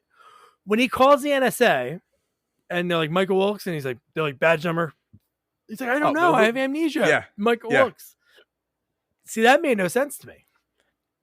Why wouldn't they have said something like, okay, meet us at the corner of 4th and 9th? They could have. Because if they said that, they would show up. He would realize they're not showing up when he went there. They weren't going to show up. Somebody would have showed up, no? Why would they show up? Steve James would have came and got him, or somebody would have came and got him. He was already dead. He thought he was dead already. Why would Steve James? Yeah, but he could have. Oh yeah. Well, somebody could have shown up because when he actually goes to the NSA, there's 47 bodyguards waiting for it, security guards. What if they're not really NSA? I know. And that's why when he calls, you have some guy on the other end, like, what do I do? Like, how just pretend like you can't. Yeah. So like, because maybe they're just, again, maybe they're bad guys that are just trying to get the suitcase also. Yeah. That could have been something too. But once we knew, like, obviously, like, once that'd be like the twist of the very end. It was like even another twist at the very end. But no, the fact that like Michelle, she worked, like Candace Michelle, she like worked for them too. But yeah, I don't know. That's a great point, because nobody knew who he was. I would think they'd be like, "Oh, Michael, how you been? Like, how's the family?" Right. Just like Don Stark did. Like, why didn't that guy, when he brought that briefcase in, say that? No, nothing. And why? And when they had the briefcase, like, why didn't they just grab it then? Like, they were following him the whole movie. Why, like, not set up some kind of sting when the exchange was going on? It makes no sense. It makes no sense, because they were literally everywhere the whole movie, like in seconds. His hotel, his room, whatever, all that. Yet when the exchange was happening, no one was around except for the bad guys. The real bad guys. Chosen was there. Was Chosen with them at that point? No. When he was pretending to be a bad guy? No. I don't think he was there. So you don't see Chosen again until later on. Real people getting shot, because I think real people were getting shot then. That's what I mean. So that's why the guys. NSA wasn't there. So if they were there, real people wouldn't be getting shot. So like, why weren't they there? Real people die? Like, well, you know what? You know what probably happened? Maybe the real meetup point was at a setup place, and they didn't have time, because remember Michael, Don the Dragon, changed the meeting place, because Brian George, Babu Bhatt, said, "Oh, this is the place we're going to go." But one thing I did love, and I love this in movies, when like they have like the secret messages, like you call like what do you think is like a pizzeria. Yep. When they answer, they're like, "What's your badge number?" Yeah. But when they when the voicemail that they needed to listen to was a hot chick at a club. Yeah, 555-4727. And then he calls it, and it's Brian George answers the phone, and then he's like, "Oh no, we're gonna meet at this other place." And then they go there, and then shit hits the fan. So okay, Brian George, he looked familiar. Where do I know him from? I just said Babu Bhatt, Seinfeld. Babu. Oh, Babu. Okay, yeah. Well, you said Babu Bhatt. I don't. That's what's his last name? Yeah, I know, but okay. Yeah, okay, that's where it was. I knew it, and I'm like, all right. I didn't even realize he was in movies. Oh, dude, yeah, I think he's in Austin Powers. Powers, or one of those. He plays, he's in Austin Powers. He's one of in the United Nations when they make the phone call. Okay. I feel like he's one of those guys. He's in a ton of stuff. You don't realize it, and then you watch it again, you'll see him. Because he looks different, and his name's Brian George. Like, I feel like he put makeup on to be Babu, or got like more of a tan. Because I went to school with a Jim George. And what was Jim George? He was Indian. Oh, really? Yeah. Really? Wow. Last name is George. So I think George is, it could be a common Indian name. So I mean, I don't know. Or they just or a mixed marriage. They married Bob George from Queens, met a girl that moved over here from India. No, but he just said his complexion looked totally different. Yeah. No, but it was funny. Yeah. It's funny when he was there though. I'm like, when I first saw him, I'm like, that is the worst disguise ever. I thought he was wearing like a fake beard and glasses. It was just so bushy, and like it just looked like it was like a fake disguise. Yeah, very silly, very very silly. Okay, but so then right after this is when again, Denise, Candy, Michelle, she knows what's going on, so she's playing up real good. And it's funny later in the movie, and he goes, "Yeah, she's a great actress. Sometimes she was too into the part," because when she's crying in the shower, and then she's and I love when the dragon tries to leave her, and because she runs out in a blanket. Dude, no, she runs out in the shower curtain. Oh no, you're right, the blanket. No, a blanket, because she said to put this curtain on as a second. But first of all, again, they didn't hook up yet. She's sleeping naked in the bed. They didn't hook up at all. No, they hook up later on. Oh, later on. At the very end of the movie. End of the movie. So they're sharing a hotel room, and she's sleeping naked because she ran out in a blanket, like she's going somewhere. But first of all, when she was crying in the shower and he's walking close to the door, I thought he was going to go in there and coddle her. But no, he turned around and said no. He's like, nah, I don't want to do this. That's the part that was with the person sitting next to me. He's probably like, oh, then I got to listen to her complain and I know, listen to her cry. But no, her line is funny when he's like, okay, because he gives in real quick. He's like, no, you can't go. No, you can go. She's like, all right, fine. And then he goes, you know, wear that? And she says, I don't know. I might change it to the shower curtain. So dumb. Really, like one-liners. She had all the one-liners. Like, I don't think anyone else had one-liners but her. But now we are talking to the next part, because this is one that I had like a double question mark next to. So when he goes to the doctor, which is supposedly the doctor from the hospital, he goes to schedule. So well, isn't the laundromat next? Is the laundromat next? I thought the laundromat was next. Oh, was it a doctor or a laundromat? No, when he thought he was going. No, he was going to the doctor's office, and he thought that it wasn't really a doctor because he thought it was another sort of hidden message. The NSA, because he didn't know the phone number thing yet, like we mentioned before. Okay. He didn't know that it was like to check the other Brian door. They said, listen to your messages. So the first one was the one from the doctor. Don't forget to schedule an appointment. Right. So when he goes there, she's like, he's with a patient. She's like, oh yeah, well, let him know it's me. He's like, let him know I'm here. And then she's like, okay, I talked to the doctor and he wants to see you in 3 weeks. And he's like, 3 weeks? Does he know it's me? Doesn't he go like, oh yeah, the doctor, his patient, or something like that? Like, yeah. I mean, like between this and a laundromat, like it was like such comical, like. Oh, I know you're talking. Yeah, the dry cleaners. Yeah, the dry cleaners. That was hilarious. Yes. But same thing with this. Like this, I don't know which one came first. Here? Yeah, I don't know which one, but you're right. I love when he's like, "What are you doing back here?" He goes, and he goes, $22. Well, you heard like the music, like like something's going on behind there, so he thinks the guy's like, and so you see him walk over there because that's the number he got that he ended up going there, and that was pretty funny. So, God, that was really funny. Yeah, 2 covers in a row. Yeah. He thought it was really it was just the other number. Yeah. Oh my God. But the fact that, like I said earlier, like the fact that now the whole thing's radioactive, like the plutonium out of nowhere, because at first it was a Chinese smuggling. I thought it was smuggling people. Like really, I swear it was that, but maybe it was just smuggling and they was smuggling plutonium, I guess. But when that was maybe it was a cover. Yeah. Well, was anything real? I don't know what's real. What's real? What is this? This could be like Total Recall. I mean, we don't know what's real and what's not. Yeah. maybe he's thinking about this all in his coma. Oh my God, this is a Jacob's Ladder scenario. He died. He died in that river, and that's it.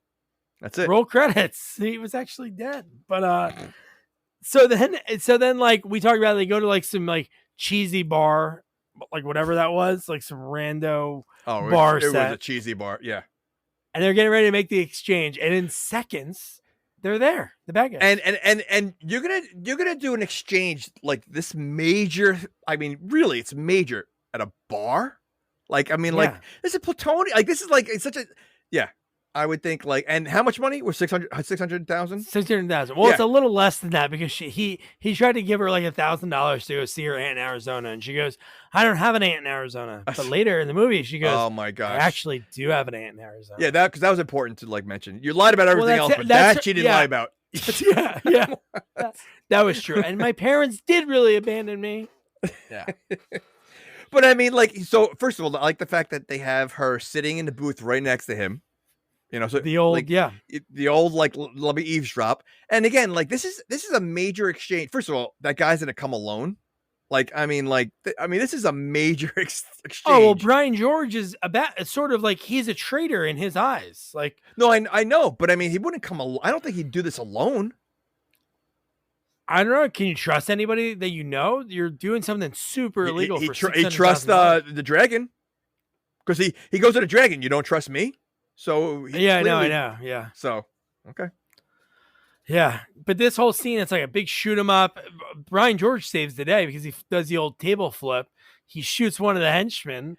He does, and Dragon does the typical dive over the bar when I don't think anyone was shooting at him at the time. Like he just basically ran and dove over the bar. So Does that like? I mean, like you see that in every movie. Why doesn't they just shoot through the bar? I mean, because the bars are usually the bars are hollow, right? You know, because you have like it's just the outer coating. Like everybody hides behind a bar. Yeah, even tables. Bullets go through tables, right? Yeah, bullets. So it would go through the bar. So I mean, like, so. yeah. Okay. Not a good place to hide. I guess because it's like maybe they don't see where you are, but an Uzi, just go and like cross. I would think you're gonna hurt yourself diving over a bar. I mean, you're diving like every movie dives over a bar, and like you're gonna land on your wrist. You're gonna bang your head off on the shelf. Like somehow they do a clean dive every time. Yeah, they should have thrown in a sound effect of a. I love the one fight. Every punch had the same sound effect. Like it sounded like a rib crack. Like no matter where he punched on the guy. I want to know where that sound effect came from because obviously they use it in a lot of movies. But what made them think like you know what, this is what a punch should sound like when it clearly doesn't sound anything like a punch. Yeah, I mean, just well, I'm just curious where that started from. I don't know. It's always so funny in movies when you hear those, but it is. It really is. So. Yeah, because punches don't really. You don't hear much from. No, you don't hear anything. And not for nothing. I mean, like you punch someone in the head, it hurts your hand. These guys are landing punches left and right, and like nothing with their hands. Like again, their hands are so strong. So after this, Don's smart enough to grab both briefcases, so he's out. So he has a plutonium and 600K. So he's pretty good right now. And then this is where he goes to the NSA, and Chosen's waiting. I love the fact that this security guard at the NSA, okay, he has this dimwit open up a briefcase with plutonium because the guy opens it, he goes, okay, the security at the NSA. All of them were because first of all, when he calls for backup, it was one guy that showed up. Yeah, and then the backup came after that. But the guy at the security, he did nothing. He was a waste. All I did was tug on the suitcase. I know. That's all. Yeah. No, you're right. Like those guys, I did get like commando vibes. Obviously, Don the Dragon didn't do that. But when they were all around him and he was like just looking around. But he just made but it makes sense. He could make quick work of him because they were in on it, right? And maybe that's why they all got knocked out with one punch. They're like, listen, we all got to take one punch and just fall down. Yeah. That's what, again, you brought up Commando. At least like in Commando, they tackled all at once. That one scene where he does like and even in American Ninja, they all tackled him in the bar. One all at once. Oh yeah. So like maybe here it's whoa, in American Ninja 2, they do tackle them all at once, but then he throws them all off of him. But so does Arnold in Commando. No, so I know. But don't forget American Ninja, you also hear the bowling pin sound when he does it. So good. But I mean, so maybe that's why they're all attacking at once. Like I said, I mean, just one punch, just fall on the ground, get knocked out, and make him. Maybe he doesn't really even know karate. They just like keep pretending like he's kicking their ass when he's really not doing anything. Did you imagine that? That'd be great in a movie too. It's almost like The Man Who Knew too little in a way. Yeah. That is one of the funniest movies, man. If you haven't seen it in a while, you got to see it again. It's basically the game. Good. It's the game. Yeah. Well, it's pretty. It's the same exact thing. Yeah, it is. It's so funny. But at this point, Candace was taken by the real bad guy. Correct. And the real bad guy's torturing her by putting acupuncture needles into her eye.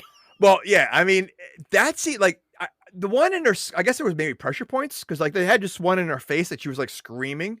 But the second one, was that in her eyeball? Was that like in the eyeball? Below? Yeah, it was like it was right, close, right below it. I'm like, whoa. So at that point, why don't you stick it in her eyeball? Oh yeah. That was next, I guess.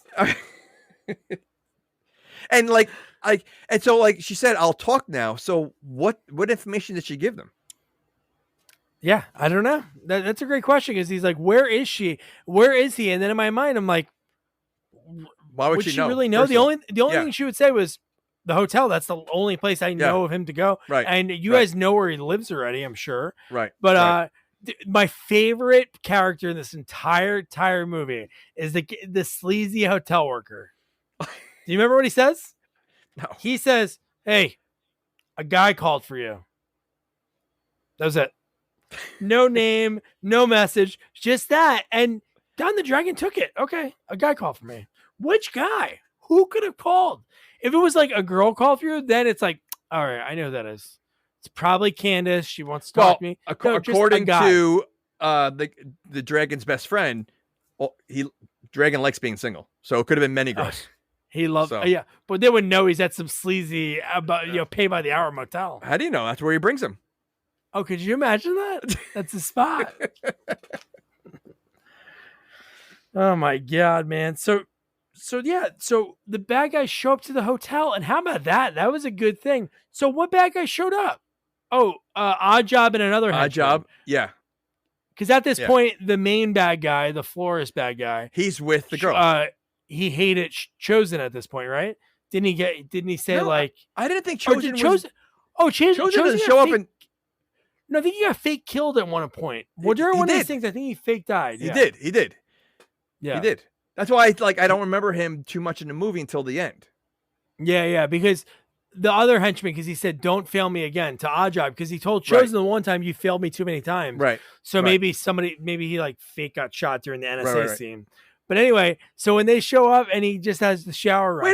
Wait a second. So Chosen, the main bad guy is with Chosen, but Chosen's with the NSA. Chosen's a plant too. The main bad guy doesn't know that? Like, know that Chosen... How long has Chosen been with that guy to be his number one? I don't know. So you're telling me this plan has been going on for that long that Chosen's able to get himself so close to the main bad guy that he becomes the number one. We see that in a lot of movies that somehow these guys break in and they get to the top. Or is he a plan for the NSA? I mean, for the bad guy into the NSA, like Donnie Brasco. Oof, maybe. Okay. The double switch. Okay. Double agent. All right. Could be that. But so they show up, but he's ready for him. They come in, they fire at the shower, which the people next door probably are dead. There's a room right next door firing at it. Well, when I heard the shower at first, I'm like, you got to be kidding me. There's going to be 2 shower scenes in this movie? Because I mean, it's you get 1 shower scene, fine, but you can have 2 shower scenes. And then the more I thought, as soon as I got there, I'm like, all right, he's not in the shower. Like you knew. What if he was in there crying? What if he was in there crying? See, that would have been pretty funny. That would have been good. Well, yeah. So they shoot up, and what's he doing? He's doing the old lay down in the car, and he's gonna follow them. So he finds out where they're at, and I wanted to write something down to tell people, like if we were bad guys, we were talking about before, we would offer health insurance day one. You can casual Tuesdays, we're sneaker casual. Yep. Yeah. And then also, but one thing, no headphones on the job. This guy cranking his Walkman and he can hear a guy climbing in the window behind him. And I love that Don doesn't even make quick work of him without him looking, like maybe like a karate chop or a punch to the head, like with him just still rocking out. He has to startle the guy. He goes, huh?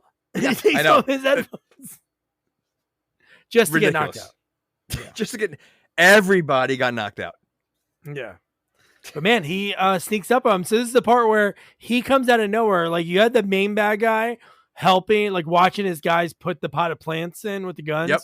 And that's when he tells Odd Job, like, you failed me. You got to make sure you kill him. So he walks out of the room to go back to see Candace. And that's when Don comes in and beats the shit out of everyone. Like everybody. Pretty quickly. Odd Job fight is a little bit. And like I said, long. and like he landed a few punches, but like they didn't startle him. But somehow Dragon's punches knocked out Oddjob. But he did kill a guy. So he is killing his own people in a way. He is. So like maybe, oh my God, wait. No wonder why the guy was startled. He was probably like, hey, I know you, man. We're buddies. Why are you coming through the window? And then, whoa, you're going to kill me? He was surprised. Guy, yeah. Yeah. And even the other guy, they snapped his neck. Because remember, he's like holding the guy, and I was like, oh, sleeper hold. And then it's like, yep. I'm like, oh, the sound effects to the broken neck was ridiculous. Yeah. But wow, that's why the guy was startled. Not the fact that a guy was coming in to kill him, but the fact that a guy that he's known for a really long time just startled him. Surprised him. Yeah. Wow. He's probably like, whoa, we haven't seen you in 4 weeks. Where you been? You miss bowling. Well, besides Casual Tuesdays, we do get 4 weeks PTO. Oh, 4 weeks. Yeah, true. Yep. And we have a softball team. We take on the other bad guys in the city and their henchmen. We take on the gang from the Warriors. Gang from the Warriors, Joker, 1989 Joker, bad guys. But so now Dragon has a gun, and now he's going after the florist. He's trying to find out, and says, if she's dead, so are you. And the door's locked. And this is what's crazy to me. Like, this guy's old. Well, I don't know. Is he old? Is he really old? Like, he could be like 40. Oh, easy. No, he's old. I'm saying like the Wilford Brimley thing. Like, we thought he looked really old. I know. But he did look older. But like, so what's the Dragon's motivation at this point? Like, is he just trying to kill everybody, or like why is he? Are you trying to save her at this point? Is that, I guess? Oh yeah. No, he's really trying. He's trying to kill Quan. Okay. Well, I expected more from the main bad guy. Like, why if he's not a good fighter at all, why Oh, is he dude, you ready? How old do you think he was? Oh my gosh. How old do you think he was? 45. No, but I would say, you really think he was 51 I would have said like years old? 64, 65. He's 51. That's 2 years older than me. But that's insanity. Isn't That it guy, insanity? I know. 51 years old. That's ridiculous. All right, I hate these old. Like, I don't understand why people look so old like that back then. I mean, really, it's crazy. I mean, again, Brimley is like that's a topper. Like, that guy's looked old forever. The guy was in Cocoon and he was in his 40s. I mean, literally, you're playing in retired old elderly people and you're 40 years old. Yeah, this guy's a big time character actor. Man, he was in Temple of Doom. He was the co-pilot on that plane that the guys that jumped out of the window. Jumped out of the thing. Was he really? Yeah, so there was only 2 guys, so it must have been him. He was in Down and Out in Beverly Hills. Yeah, he played a lot of like, Japanese roles. I'm sure. Chinese role, Japanese gardener. But dude, he's working. He's doing so much. His character name in It's Pat the movie, Curious Sushi Man. Well, I'm assuming in that movie, it's probably Curious, like in title for everybody that's in that movie. Yeah. Curious janitor, Curious doctor. That'd be really funny. Yeah. You ever see that movie? Like, did they ever find out who Pat was? So they find out who Pat is, or what Pat is at the end. I don't remember that. What is Pat? Oh, they reveal at the very end. I don't know. I didn't see the movie. I just want to know if they revealed it. I don't know if they ever. I don't think so. This or that. Who's that? And Stewart Saves His Family, man. That year. That's when SNL was greenlighting everything. Now they haven't made any movies. No, but they're all in the same movie together, like Ghostbusters. All the girls from Saturday Night Live were in Ghostbusters. So like they're not greenlighting, but they're starring in movies together. So yeah, but just like characters, the fact that we got Pat. Well, because Stewart Saves His Family. Listen, you had. Yeah, but they never did like a Matt Foley. I'm surprised they never did a Matt Foley movie. I don't know if it could be a 90-minute thing. I don't know if Matt Foley. Well, you know what? Wayne's World. I don't know if Matt Foley could be a movie. And you know what? I'm not a big fan of Saturday Night Live anymore. I don't think it's been really funny in a while. What characters could they have made a movie on? Like, they outside of like, I like Kristen Wiig's, like when she wears the small hand target. The little hand when she's like the old actress. Yeah. Or you know what? What's the one when the alien encounter? Or Stefan. Oh yeah. The alien one is like my favorite. One of my favorite. What's her name? That could have been really good. What's another the one that she gets probed every time? Yeah. Got it. Kate McKinnon. Kate McKinnon. Yeah. So like that could have been a movie, like characters like that. But I mean, like really, like there weren't too many characters, So I don't know. Anyway, we'll get back to the movie, but I have to mention this. If you guys are SNL fans, you got to listen to on the Conan podcast. There actually is a script for a Hans and Franz movie. Kevin Nealon and Dana Carvey was on there, and they read it. So, oh my gosh, really cool. It was Was it supposed funny? to be green lit, and I forgot why it felt. Yeah, that was a funny sketch. I thought that was pretty funny. Did they make a movie? I thought they made a movie. No. They had everything going. I forgot why it fell through. Maybe it could have been. My guess would be, because I don't remember what they said. I didn't listen to the full thing, but it could have been Dana's falling out with like leaving the show, maybe, and he was down at that time. So I bet you at that time, maybe, because when his show failed, the Dana Carvey show, I'm sure his brand was kind of tarnished for a little bit, because after that, it wasn't in. He didn't start anything. He did the Master of Disguise. That was like the last big thing he did.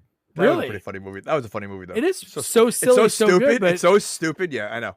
But I for some reason I always thought they made a movie. It sounds familiar. But all right. Anyway. Yeah. But all right. Yeah. So yeah. I wanted to sort of say it again. So this guy is the main. And listen, every movie, even the guy in Mortal Kombat, the main guy, or not in Mortal Kombat, Big Trouble in Little China, say, he was an old man, but he was like, he was the toughest guy. Like, that's why he's the leader. This guy did nothing. Even when he did his dramatic entrance with the gun, it was like the most dramatic entrance to this. It was like slow motion. He gets shot in 2 seconds. Like, I know. He shouldn't have been the leader. No, he shouldn't have been. He should have tried to. Even what's his name from Roadhouse, who was probably I don't even want to look up his age. He was probably like 32. Oh my gosh. But I brought a Target to this town. J.C. Penney's coming here because of me. But like, this guy breaks away and then he comes back not ready to fire the gun. But I think it makes sense. Maybe he's a bad guy too, like a bad guy to us, because he didn't want to shoot somebody he knew for a long time. So he hesitated a little bit. No. And then Don takes care of him pretty quick. Don does. Yeah. Listen, I think Don only kills like 3 people in this movie. He knocks people out, but he breaks the guy's neck. He shoots the main bad guy, and he kills those 3 guys. I think that's it. He kills those 3 guys in that Does scene. Oddjob die? Yeah. I don't know. I think he gets knocked out. He snaps his neck. No, I think he gets knocked out. Okay. So maybe 2. 2 definitely. Okay. Not that many. Oh no, more than that, because he kills the guys at the. Does he? Oh no, he just knocks out. He knocks everybody out. Down. Yeah. Okay. Oh yeah, that's true. Yeah. Okay. So he leaves Candy at the doctor's, which that doctor is so serious about his role. He's like, steady, because he's like, I'll be right back, and she's like, you're gonna go back, and he's like, something just doesn't sit right. So probably her at this point is probably like, oh shit, I gotta get out of here. Or was the doctor? Well, the doctor might have not been in on it, because how is she? Unless she was like, oh, I only like going to this hospital over here. Right. Maybe something like that. But yeah. How about the security guard doesn't question? It's like in a movie when you go into a room and like the back door's open, or like a random lights on, or the fridge is open. I'd be like, yeah, it's kind of sketchy. I live alone. But this guy walks in, and the metal pole that for the guardrails or the lines to go in, it's just sitting in the middle of the metal detector. Doesn't pull a gun out. He's just like, looking around. Look at this. That's a common theme. Look at the security guard throughout the whole movie. Yeah. I mean, they're definitely like, they work by the hour. They're like mall cops. They're basically like mall cops. So what's your note at this point? What did you write when you saw Steve James? What did you write down? Well, I said, this is part 5 because the fact that when they start this whole scene with Steve, first of all, I thought it might have been like his brother or something. Like, I didn't realize like it was the same actor, the same person. But when they start describing the background, I'm like, he's made 5 of these movies and he's really a bad guy. Yeah. And I thought I was so confused. That's why this is the point where I looked up all the other movies. I said, I need to know what these movies are about, because this doesn't make sense that he has amnesia, but he's really a bad guy. Like, I just didn't make sense. No, you're right. Why? What'd you think? I just wrote down, what in the hell? Steve James alive? And the dragon is a Chinese operative?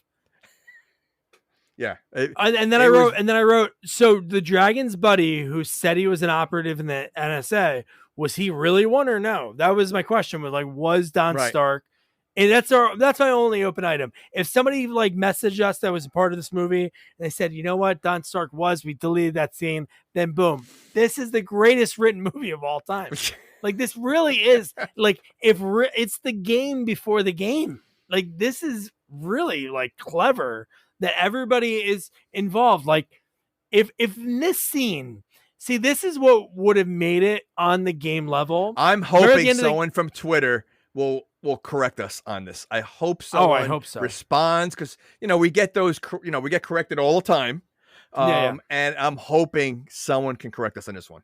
Well, our buddy Matt, he loves these movies, but again, there's no continuation. So it's really like when you watch this movie, there's no like, oh, remember in part 2, scene 17, like, oh, there's nothing with this because it's like kind of a standalone movie. Right. Correct. But what's kind of crazy is, I would say the end of the game when everybody's clapping and Sean Penn gets shot and like that whole scene. Like if in this scene, Steve James explains everything and then opens like an auditorium room door and everybody we saw in the movie was there, like Michael McDonald, Don Stark. Well, that would be a little silly.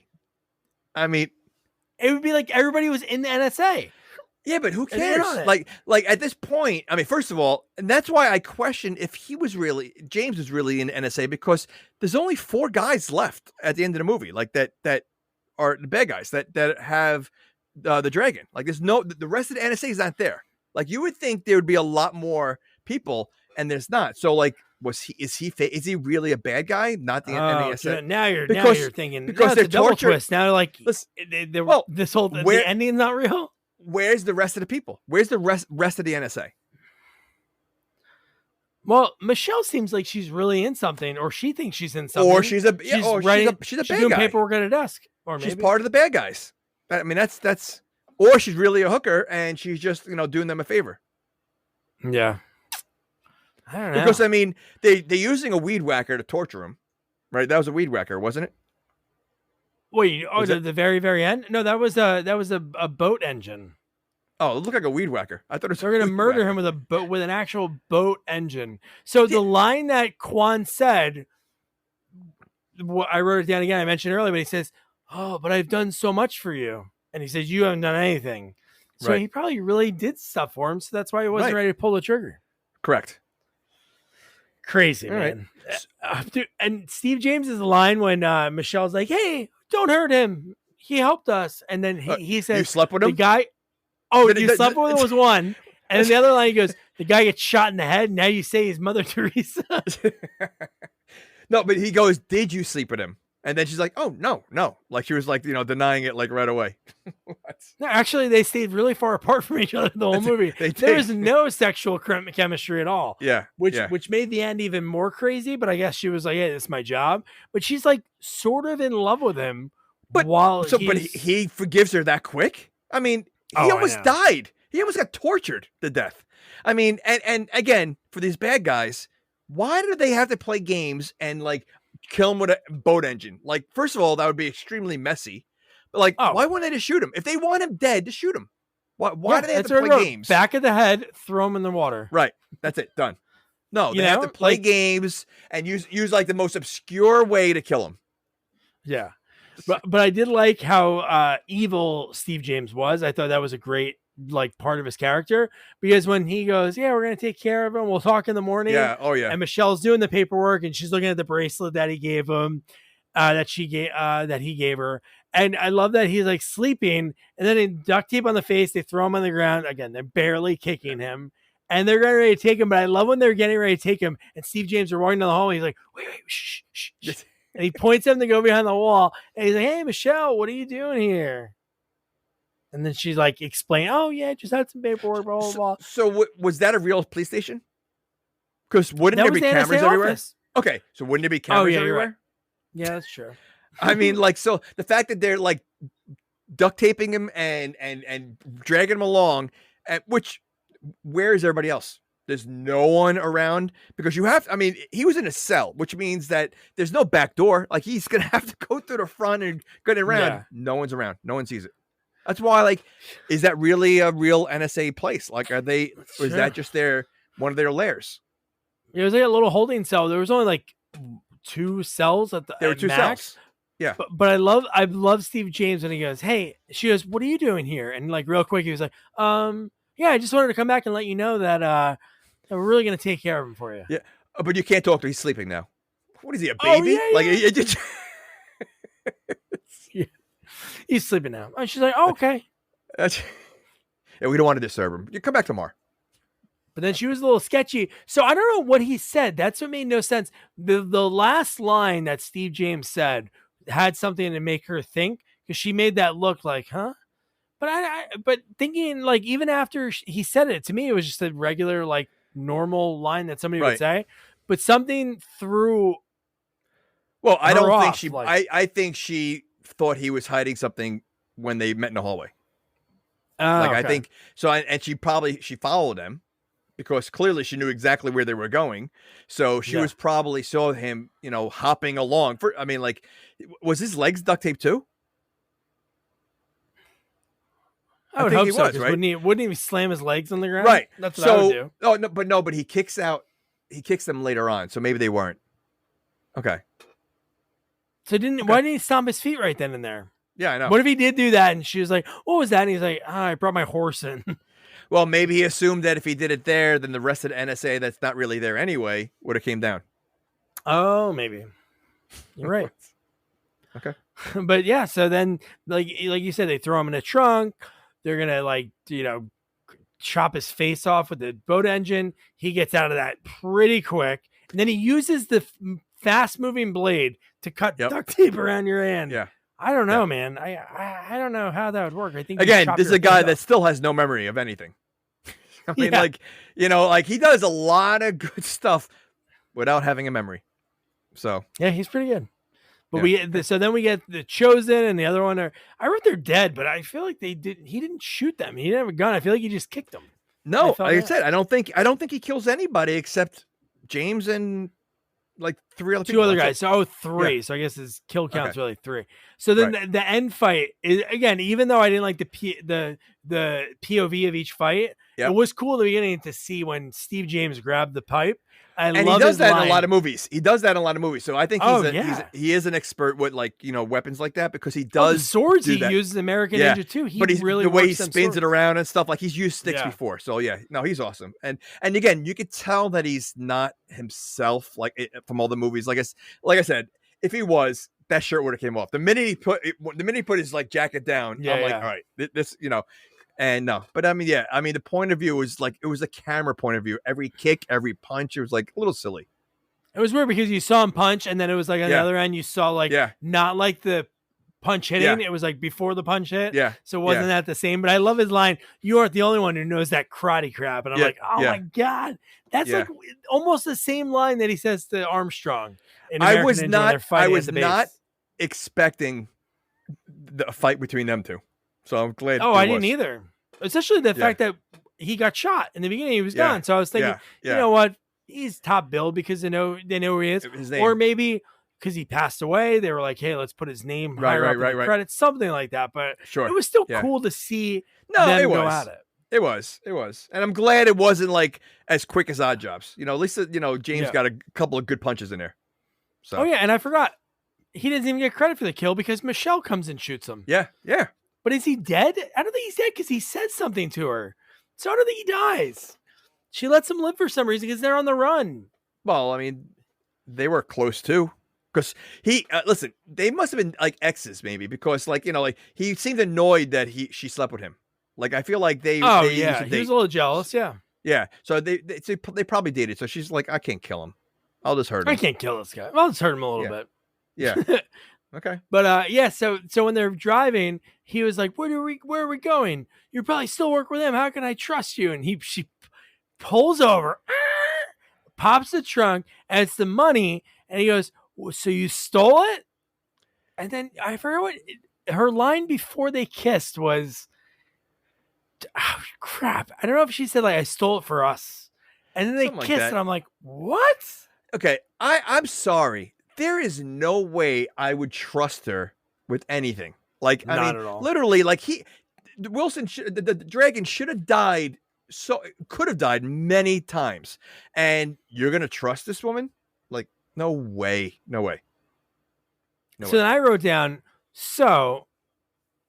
in theory, the doctors in this movie, I don't know if they could really do it. So if there's a harsh criminal out there, you could put him back on the streets. You just have to do damage to his frontal lobe, give him amnesia so he thinks he's a good guy. And they can do good. Because and they can do good in this world. she's in love with this guy that probably has a rap sheet that's so long, probably has murdered people. What if he? No, he did. He murdered his own wife. They said. I wouldn't be surprised if he murdered your wife. Oh, yeah. So what if he wakes up one day with his memory? Oh, yeah, bumps his head. And he wakes up and realizes that he's like a lethal killer who killed his own wife and just basically killed. Like, so not only would he should not trust her because she tried, obviously set him up, but how could she trust him? That he's not going to, wake up and realize that because clearly he's pretty lethal, so yeah, I mean, or it sounds like a perfect marriage. Or yeah, it is. They're both on the run. They're both basically both going to be. And he already has passports with fake names on it, so they just have to go back to that apartment that they set up. But yeah, okay. So that's it. That's Bloodfist 5. Jamie, after we talk about this, do you change your tune a little bit, a smidge? All right. So this is the thing. So I still don't think it's a good movie. However, because of what we discussed and our theory on what's going on, I think people should watch it and see if we're right or if they can come up with their own theories. Because it is like a twisty movie. It's hard to really know what's going on. And I think it's worth watching based on what we discussed. I'll say it that way. And agreed. And put that in mind. What we discussed, like, definitely watch it after you listen to the podcast and the theories that we had. Now watch the movie and see if it all fits. Yeah, no, I agree with that. And of course, if you're on YouTube, let us know at Sequels Only. But no, I agree. Like, I do wish there was more action, but without a doubt, obviously, if there was more action, if there was better fights, and they could obviously still kept the same story. But it's wild if the movie is what we're positive. It's amazing. And again, the fight scenes weren't great, but I'll take more actions with the same not so great action scenes. Exactly. Just again, because I think there was way too much. Again, there was a lot of story that, I like the laundromat scene. It was pretty funny, but then it just like a lot of these scenes dragged where I'm waiting for, a fight scene. If this was a Van Damme movie, it would have been like fighting left and right. So or Seagal. There'd been like a ton of fighting. Yeah, each place he would have went to, he would have fought. But I guess it would have been silly if when he goes to the laundromat, the guys are waiting there, they fight. But you know what though? Does it make a difference? Like, listen, no one's going to see this movie because they're waiting to see some acting between Don, the dragon and whatever. They're going here to see action. Doesn't matter how much acting or what kind of plot it is. They don't care. I just want to see action. That's. Listen, again, that's basically, the fact that Van Damme did The Quest and Bloodsport, which is basically the exact same movie, who's going there for the plot? They just want to see him, fight. I know. So, yeah. That's what that. No, I totally agree. But yeah, no. So like Jamie said, watch the movie. Tell us if you agree with your theories, because I don't know that everybody must have been in on it, either part of NSA or paid actors or something, because the fact that Michael McDonald goes, "Oh, Jimmy, how you been?" Yeah. And I'm like oh so God, over the top bizarre. the way is he in there enough? Yeah. Because now that we know he was obviously never in there. Yeah. Because he wasn't Jimmy. He was a Chinese operative the whole time. Right. So he was in on it. Yeah. It's crazy. All right. Man. So so I just want to address this. We do have an interview coming up next week. It's really the last one we have because we're trying to get folks that are behind the scenes that aren't striking. When it comes to folks in SAG, and writers, I'm sure, have the same rules. We didn't get confirmation on that. But with SAG, actors aren't allowed to, because Jamie reached out to some really great guests that want to interview, but they want to be able to talk about their careers and obviously not just talk about their hobbies. They want to talk about projects they worked on over the years, and they just can't. The rules with SAG right now, because this is the first strike since I think 81, they really don't want people doing that because they really want to stick it to the studios, and we're all for that. So after the next interview, maybe if we get another behind the scenes type person, we'll do it. If not, we're gonna do something pretty cool. Obviously, we had our hall passes that we did this year, but we're gonna try to cover some sequels that we really probably have no chance of getting somebody from because they're not alive anymore. So we're thinking some old 60s, 70s, maybe some rando 80s movies. So that'll be fun to look forward to. in the coming weeks. So let us know some that you want to see. If you have any favorite 70s sequels, 80s sequels that you want us to do that you're like, you know what, it'd be probably hard to get one of those people. Yeah, at Sequels Only, let us know. You can email me at doug at sequelsonly.com. However you want to contact us, but let us know. It'd be fun to do some of those. And I know I asked this early in the year, so I'm going to go back to that post, revisit it, and see some of the ones that you mentioned on there, because we only went on one of the choices. I forgot which one it was, but yeah, we'll do that. But before that, next week, fun interview, man. Really cool. Nathan Haugaard. It was really neat to talk to him. He's a camera operator, but it's funny when you look at an IMDb, like we've said a million times, it only tells like a smidge of the story. So a lot of his credits are camera operator, cinematographer on a lot of cool short films that he worked on, camera operator, a lot of reality shows like Below the Deck, Real Housewives of Orange County, Beverly Hills. He had some cool stories about that. But it was really his stories about working for James Cameron, like directly for him at the age of 21. He grew up in Vancouver, Washington, got lucky, worked at like a PA on some job, and then somehow, boom, he's working doing all this 3D stuff. So he talked about, it was really cool. He talked about like what really goes into how to shoot a great 3D movie, because obviously James Cameron knows how to do it when it comes to Avatar, and Nathan worked on both of them. Avatar, when he first got out to Hollywood, then he worked on Way of Water. He started working on that in 2017. That's crazy. The movie just came out the end of last year. Mind-blowing. And he had some cool stories, 2 connections. He saw Avatar and Way of Water in the same theater that he grew up near in Portland. And then with what's pretty cool is the next sequel we're covering is Blair Witch 2016, which is a direct sequel to the first one. And when he was growing up, that movie inspired him and his buddies to start making their own horror movies. They're like, oh, you know what? My dad has that camera. We can do that. So pretty neat to that he did camera testing on that movie, but really fun chat. We talked about the strike because the camera operators on a strike not too long ago. So it's pretty neat. So it was a lot of fun. So yeah, so the next sequel up, Blair Witch 2016. I've never seen it, but I think it's cool that it's a direct sequel, because I remember even after the first one came out in 99 and 2000, it was a quick sequel. They filmed it in less than a year. And that was like really, I guess, a cash grab because nobody really liked it. Book of Secrets. So this should be a lot of fun. Wait, this is the third one? This is the third one, but this one ignores the second one. Okay. I only saw the first one and I hated it. Oh, really? I love that movie. No, so cool. It was awful. Well, maybe because you were a little bit. You know what it is? I'll tell you. I was young and I thought it was real. Well, that's what it is. I already saw. I saw it when I knew it wasn't real. So, like, I think a little. I think the whole hype was obviously people thought, the website, they thought it was really. So I think that was the hype. So if you watch it then, great. If you watch it afterwards and knowing how crappy it is, it's awful. So I'm sure. Yeah. I'm sure this one is way better. So. Yeah, it should be. So don't forget to review, rate, share our podcast, follow us on all social media at Sequels Only, and don't forget to check out our website, sequelsonly.com. Good night. Good night. Good night, guys.